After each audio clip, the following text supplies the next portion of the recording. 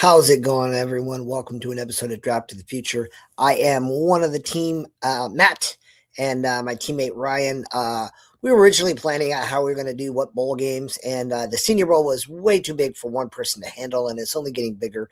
So I'm just taking a look at some of the players, and Ryan's going to cover another handful, and even then, we can't talk about them all. But there are some that each of us just wanted to make sure that we discuss.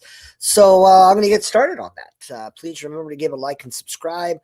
We've already talked about the Aloha Bowl, and we've already talked about the American Bowl, and we have already talked about the East-West Shrine Bowl. So this is the last of the major bowls, and you can check out all the content here on the channel, and we hope you will choose to do that. So heading on into the Senior Bowl, I want to start off by saying I am really excited by the list of participants because there are people on this list who I would not have been shocked if they decided to forego the event and just go out and do interviews and things of that sort. And I like seeing people compete, so I'm super jazzed. So first guy we'll talk about, Jam Miller, running back out of Alabama. He's got good weight. He's a decent receiver out of the backfield, but he's not really special in any production score. He's a physical talent who hasn't put it together yet. The next guy I want to talk about is someone I really like, Joshua Cuevas. He's a fullback tight end. He's kind of a Kyle Juszczyk clone out of Alabama. And honestly, I'd love the Niners to get him in one of the late rounds. He's really, really good after the catch, and he's decent at run blocking, but he's got a scary low 1.23 yard per route run, which if you look at him purely as a tight end, that should be a concern. But given that I actually think he's a fullback with some tight end upside or an offensive weapon, I don't know. We'll have to see how he performs there. One of the hotter candidates I've affirmed to Ryan, and I continue to believe, I don't think three quarterbacks should go in this draft in the first round, but I think three quarterbacks will, because you have that storm of really QB needy teams who are going to try to talk themselves into people. I've seen a lot of the Mendoza hate. I don't agree with it. I think Mendoza is a clear round one guy. And in my opinion, based on the data I did on another video that is indeed right here on the channel, if you have a round one grade and you need a quarterback, take him at 1, take him at 31, take him wherever you can get him, because you need one of those. You do. So once I give a first round grade on a quarterback, it doesn't really matter where they go. But one of those quarterbacks that I think is going to garner a lot of attention is Taylen Green. He's the quarterback out of Arkansas. He has a lot of upside. He's a very toolsy quarterback who has such tempting measurables, but he puts the ball in danger way too much, a 5% turnover-worthy play rate, and he holds the ball for way, way too long, 3.2 seconds time to throw. Another quarterback who had buzz coming into the preseason, and someone I'm kind of enamored with. I don't take him in round one, but so if you're a quarterback and you don't go in round one, you go in round 5. I know that you'll be able to name offhand a couple guys who went in round 2, but you get a round 2 guy every other year, maybe one out of every 3 years, and the numbers are kind of similar for 3 and 4, if not more rare. And then round 5 is where all the other quarterbacks live. That's a good place to take a swing. And a guy I want to take a swing on is Sawyer Robinson. He's the quarterback out of Baylor. He's got a great build, and he gets the ball out much quicker than Green does. He has a lot of upside and could be one of what I do think is going to be an unusual round of second round prospects as well. So I think 3 going round 1. I think 2 going round 2, because everyone's pushing these guys up. And the real question, and why I think you're going to see a lot of guys competing in this, is they're all fighting to be one of those guys. They're all saying, bet on me. And of course you do. Like every player in the world wants teams to bet on them. And it's going to take a disciplined GM to take the right guy at the right spot. I'm very high on Cole Payton, the same as Ryan is, and he'll talk about Cole on his video. I can't take anyone with fewer than 25 starts. I can't take him in round 1. Am I tempted to look at round two? I don't know what it is, but you take a guy in round two and suddenly no one cares. But round one comes with expectations that are unfair to someone who's not ready for it. Round three is probably where I would aim.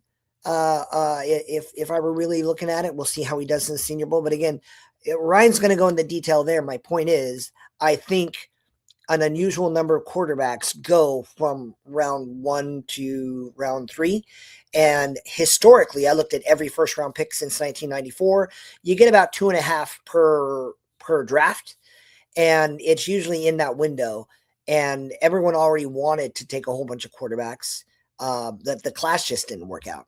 Robertson is a guy who has the upside that can prove somebody right.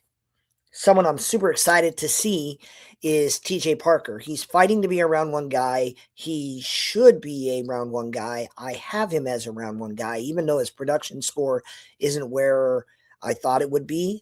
He came in as a top 10, top 5 kind of guy, and that production really hurt him. And I think he's coming to the Senior Bowl to be like, no, I'm who you thought I am. He's a tad short, but his weight is good. Interestingly, his pass rush win rate is actually a touch better than last year. And his run stop win rate was 7.6, which is really good. The difference is, even though his pass rush win rate was higher, he didn't get nearly the number of sacks. So he didn't get home. He's going to show off those athletic tools. Someone's going to realize he was every bit as active as last year. And, sometimes the sacks happen and sometimes the sacks don't. As it is, he's not a top 10 guy in the consensus, but he might still be the best edge rusher in the class when it's all said and done. I still have a lot of love for Chandler Rivers. So if you want to look, I followed him all season because he was one of my summer scouting guys. Chandler Rivers is a corner out of Duke. And I had high hopes for him to climb in the round one. I think he's definitely a day 2 guy. He just didn't have the same flashes that scouts will want. Although coming here and getting some measurables knocked out, getting some questions answered there is going to help him. The thing with him was he allowed 43 receptions, which is a 70.5 receiving rate. So you think like, oh, wow, people just catch whatever they want around him. And if you stop looking at the numbers, you might believe that, but he only allowed 1 touchdown. The guy is at worst a reliable nickel, and he should go in the first 3 rounds. Another guy I covered all season is Tanner Gazoyle. He's the very big tight end out of Houston. He already worked his way into late round status in the consensus. He's exactly who I thought he was. He's a giant chain-moving red zone monster, and he's going to continue to prove that. The only question is, now that he's worked himself into that top 300, top 250 range, at what round does someone take a possession-dominant tight end? We'll have to kind of look into that, but we'll track it. Elijah Surratt, I have here in my notes, he's a healthier Jordan Tyson. I actually literally have the same production grade for Surratt and Tyson. Now, I know Tyson missed some time, and some people will be like, he'd have more numbers. My data doesn't really look at yards and things of that sort. They look more on a micro level. I think Surratt is genuinely faster, and I think Surratt has more reliable hands. This comparison is viable because I think they're in that same group, which I need to reaffirm. These guys are Anquan Boldin kind of chain-moving, possession-dominant, reliable go-to guys. I just think that those guys live in round 2, not round 1. It is what it is. And some people are going to think that's a knock. I believe in getting value. I love Anquan Boldin. I love him. If I'm taking a receiver in round 1, though, he can't be Anquan Boldin. He needs to be Larry Fitzgerald. He needs to be Jamar Chase. That's kind of what I'm looking at when I'm looking for a receiver in round 1. So with Elijah Surratt, I think again he's going to be wonderful. I don't know that he gets in the first round conversation. So for him, getting the chance to prove himself on that stage and stand out. Now, I mean, you beat Ohio State, you beat Oregon, you beat Alabama, you beat Miami. I don't know what else they have to do. Although I like Surratt being in this because he did not have the best game in the national championship. So getting back on the stage and showing that was just a bad day would really help him out. So Bo Stevens is a lineman. I think he'll kick in the guard from Iowa, and I don't understand why people aren't talking about him. I really want to see him come in. I really want to see his measurables. I really want to see him come in and dominate. Look, he's a little taller than an average interior O lineman is. I know because I looked at every starter in the NFL, all their height, all their weight, all their main metrics. I looked at literally every number one on the depth chart for every team at every position. So I can in fact tell you he's taller than average at guard, but he's got a good build. His weight is great. He's a great blocker, whether it's run or pass or true pass sets.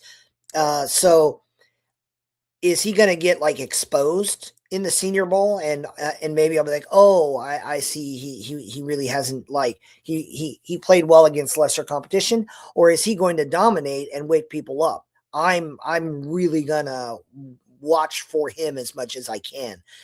Big Citrus, Dominic Orange, out of Iowa State, to interior D lineman. He's an athletic freak. He's easily a day 2 guy, trying to like make his mark. I don't think he had the production that he wants, but there's no question about his potential. For me, his pass rush win rate and his run stop win rate were both below 7, and that scares me personally. So I get hesitant, and I will always battle when I look at athletic tools with production. That's why Ryan and I worked so hard this season to create a overall score that allows us to consider their athleticism alongside their production, and keeps us from getting too high on a guy who's all production and no traits, and allows me to be aware of guys who has all these traits and see whether or not they have any production. So we're really excited about the research we've done into that, and this will be the first year we can put that into action. And Dominique Orange is someone that we'll be able to look at, because I have no doubt in my mind that he's going to dominate on a physical level. He's going to be an impressive physical specimen. I am more interested to see if he is a dominant presence in the practices. Rayshon Benny is a person I feel is getting slept on. He's got a solid build. He was +7 in both run stop and pass rush win rates. Last year, he had, I call them 10-10 guys. People who have career 10% pass rush win rate and 10% run stop win rates. They tend to do really, really, really well. He had that last season, not for a career, but he's still +7 in both. So he's another guy. I don't know why people are low on him. Like he is right now hoping to be a late round guy, possible UDFA guy, and I need to understand why. I'm interested on the measurements, because the information I have really no access to, or I haven't figured out how to learn yet, is the athletic testing. But I personally am more excited by Benny's production than Orange's physical talent. And, obviously you want like both of that to happen. But maybe some of the measurements will help me understand why people are so low on Benny. But his size and his weight are not the issue. So what's going on? Hopefully I get to see that. Another Michigan guy, Derek Moore. He's an edge, or is he? Is he a linebacker? Is he an edge? Is he a linebacker? Is he an edge? He's trying to prove himself. He's undersized, and he's really not good against a run. He's got a 5.5% run stop win rate. But as a pure pass rusher, he's really, really disruptive. So I imagine he's going to impress on the one-on-one drills. But what's really going to matter more is he going to show he can be stout against the run? Because that's the question I think he has to answer. Kevin Coleman Jr. is one of my one of my sleeper wide receivers in the draft. I follow him all season because he keeps popping up on my key metrics.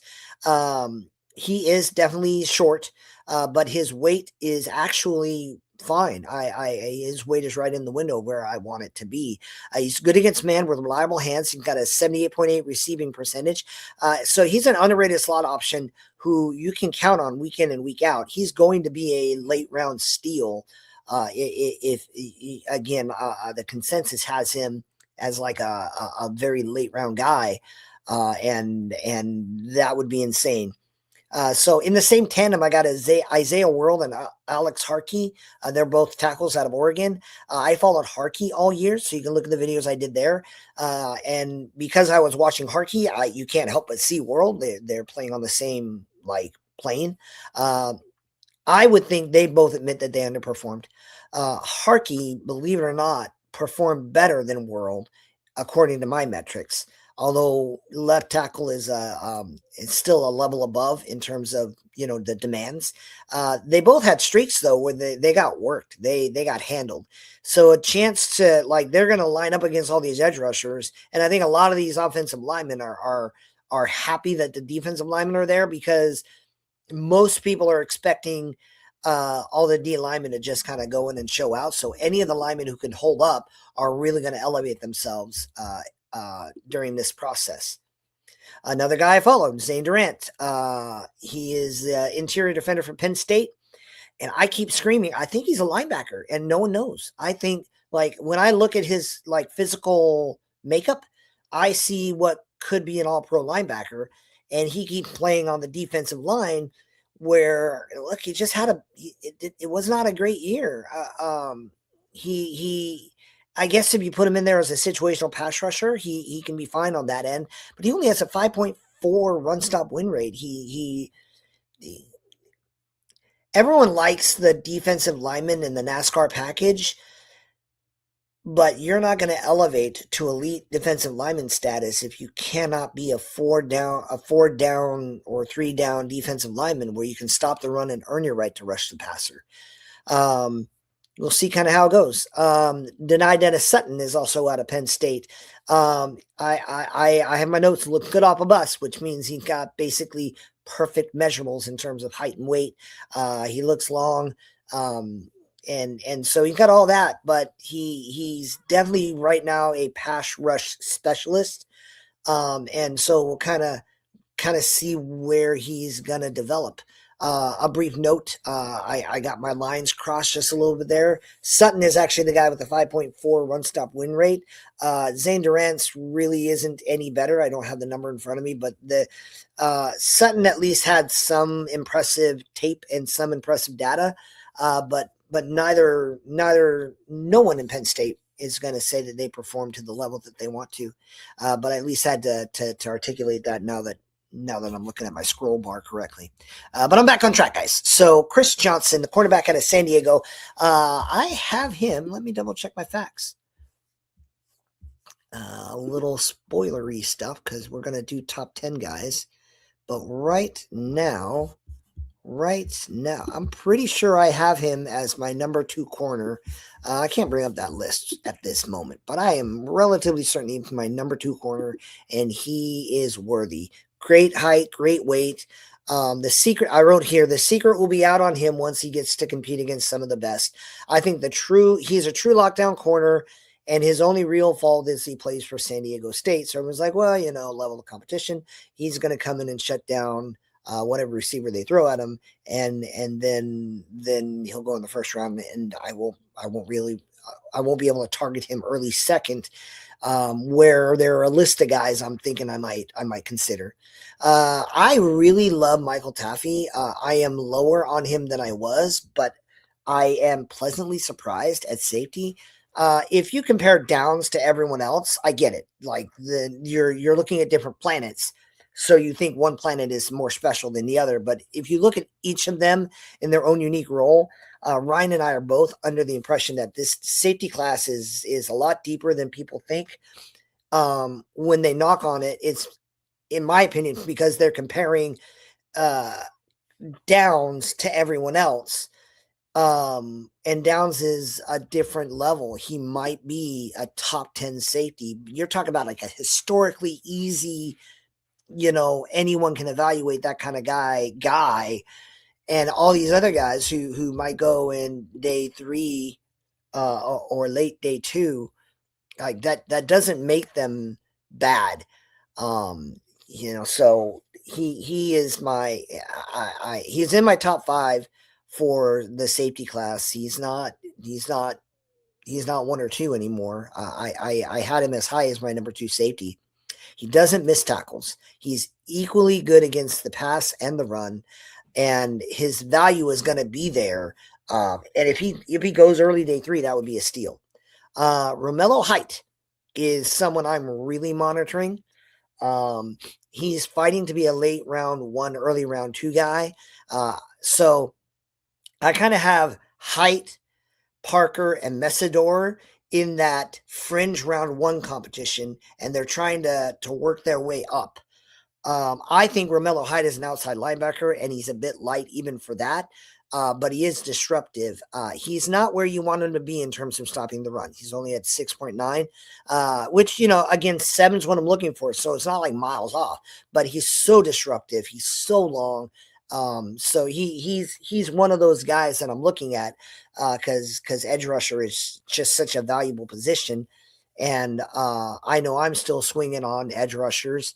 And while Ryan got some production out of his guys, one of his guys might be in some real life legal issues. So you got to keep an eye on those guys. And I would say that Height, Messidor, and Parker are in this little cluster that they're trying to separate from and even climb. I would probably say Parker has the edge in that battle, no pun intended. I'm higher on Messidor out of the 3 of them, but this is one opportunity they have to separate in that regard. Another safety, Kamari Ramsey out of USC. He is another guy with some upside. He's definitely more of a coverage guy than a run guy. So it won't shock me if he's a day 3 guy, but he does not miss tackles. If he shows a little more juice in stopping the run and getting down on the box, or if you're looking at a group that wants to see a guy who's only a, backfield safety, then, it makes some sense. Jonah Coleman is one of my favorite running backs out of Washington. I don't know if he's 2 or 3, but he's there. You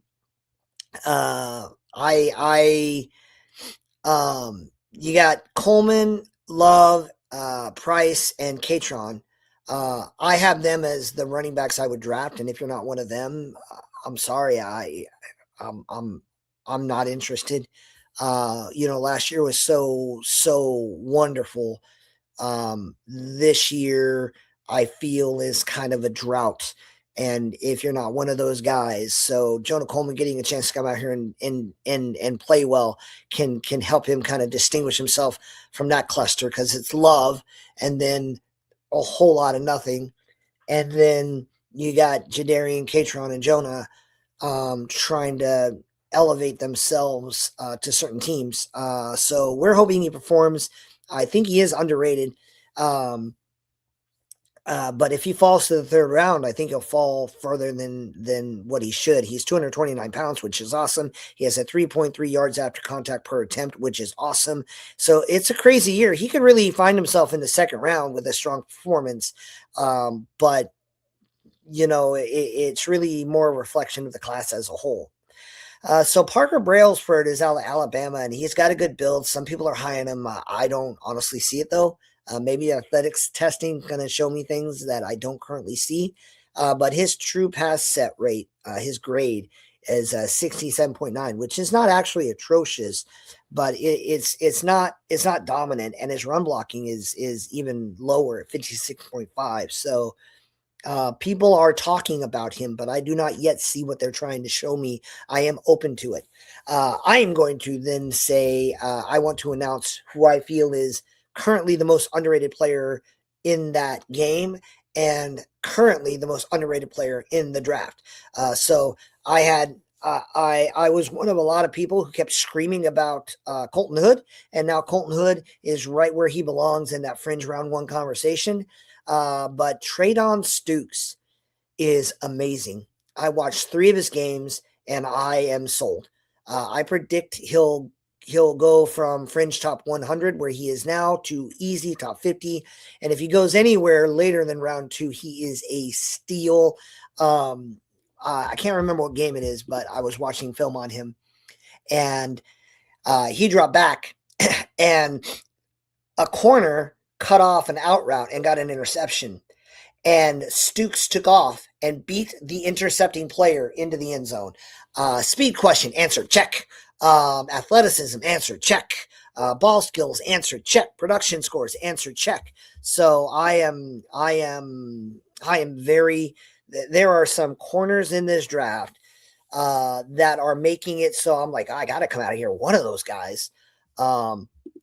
Hezekiah Masses is out of Cal, and he's another guy who has a lot of good production. Now, him being low on draft boards makes sense because he is really thin at 170 pounds.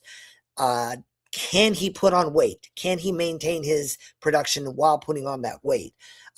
Has he put on weight from college to the Senior Bowl? That would really help him in this case. But that slight frame is what's causing him to drop back. You get him on a field and people are going to be impressed, but he's got to add some size. Jake Slaughter is my favorite center in this class. I think the fact that he's just reliable is why people are sleeping on him. He's this steady Eddie, even keel. He's not really dominant in any one set, but my point is he is solid across the board. And that's why I think he's great. I think you can set your watch by him. And he doesn't make mistakes. Even when I did my summer scouting, I thought that he put himself in a bad spot because he was trying to clean up someone else's mess. Here, he just kind of took care of business. So I'm very, very high on Jake Slaughter. He's my number 1 center. And right now the consensus has him in the 80 to 90 range. And if it turns out I can hold my water and get him in that range, it's super, super value. Jennings Dunker is a person I learned a lot from because he scores well as a tackle, but his build, since I started doing that study, his build screams guard. His height, his weight, his arm length. He is I'm a guard. I'm an all-pro guard. Go ahead, draft me and put me in as an all-pro guard. So he'll slide in and really kind of show off what he can do. I'd already mentioned this cluster because I talked about Romello Height. So Akeem Mesidor out of Miami. It's funny because people are like, well, he's old. If that's your complaint, if the fact that he's, closer to mid-20s than he is low 20s, if you're telling me I'm going to get a 10-year guy, I'm going to take him. Now, he is in that fringe round 1 conversation. He might climb out of there. Which he's a round 1 guy, barring any kind of measurables that I don't see coming. He's definitely an early round 2 guy, and I would be elated if he was my first pick in the 2nd round for my shadow team. People want to forget him, especially because they're looking at him next to Bain. I think there is a debate on which of those 2 is the better NFL prospect. And that doesn't mean I hate Bain. I'm just saying they're both round 1 edges that you should really talk about. And Bain has some physical limitations that he's going to have to outperform that hasn't been done. Again, I think part of the reason Bain is going in there is let's get this measurement out of the way. Let's show you where I'm at, and then we can go from there. Other people, Keontae Scott, I see a lot of Jahdae Barron in him, and I wish that Jahdae Barron had a better year because that would have helped Scott. I still think highly of Barron, and I think highly of Scott, but that versatile Swiss Army knife guy, they usually end up at safety, if I'm being honest, which wouldn't be the end of the universe. But do you keep him at nickel and use him in nickel as a blitzer, as a run stopper? He's got a lot of versatility to his game that I think would really make teams happy, especially teams that want to kind of be in that amoebus formation. Let's see how he does here. But that's kind of the comp that I have for him right now. It would not shock me if there were people who thought Emmanuel Pregnon, the interior O lineman from Oregon, is actually the top rated interior O lineman. I think I have the number one production grade from him. I still think Ione is the number one interior O lineman in the class, but Pregnon is gaining a lot of momentum. He's got the perfect build, and he's plus 80 in all the major blocking metrics. He's one of those can't miss, but I don't play a sexy position people. So he's one of those guys where I'm like, okay, if the edge rushers are off the board and Pregnon's sitting there, I'm not going to feel bad if that's my round 2 pick. I really think Pregnon would look good on my 49ers. I just don't know that my 49ers are going to stop being stubborn and keep believing in guys who keep losing us games. Kaytron Allen, it's the last thing I'm talking about. Kaytron Allen is far and away the most productive Penn State back.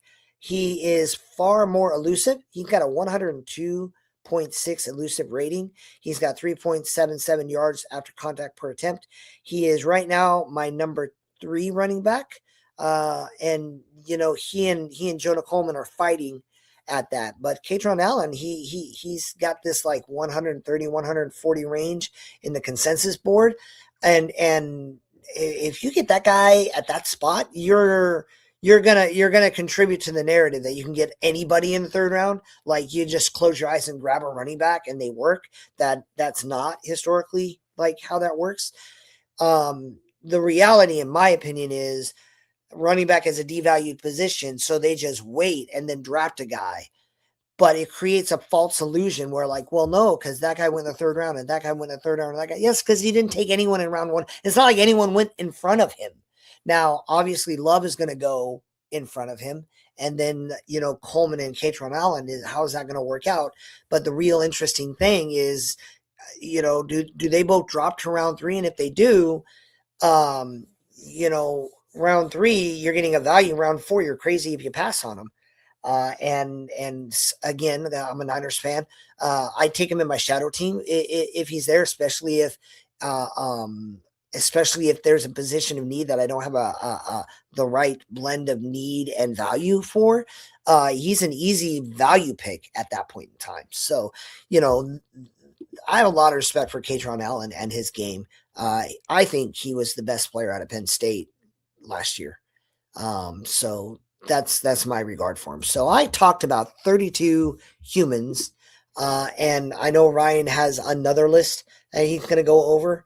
I did not go into detail with Bane. I think Ryan will cover that end. Again, no pun intended. I've been doing a lot lately. So that's kind of where things are working. So I'm super excited.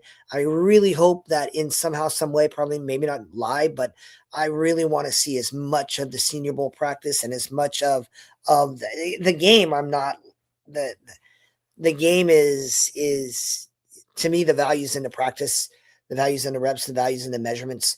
That's what I love about the Senior Bowl. And the game's just like a little fun. But these are guys who are going to be really exciting to look at and hear about. So let me know if there's anyone you think from that list, if you're high on, and you know, give me guys that you think are going to shine, or, you know, any of the people that I was clearly in favor of. If you think I'm crazy, if you think that I'm insane for thinking Messidor is a better prospect than Parker, look, I think it's a conversation, but I do currently have Messidor higher. You know, if you think I'm nuts, let me know in the comments below. Tell me what to look for, tell me what tape to watch, and we'll go from there. So other than that, we hope you enjoyed. Don't forget to catch Ryan doing this a little later, and, you know, just enjoy bowl season and enjoy the fact that draft season is off and running. So God bless. Good night. We'll see you around.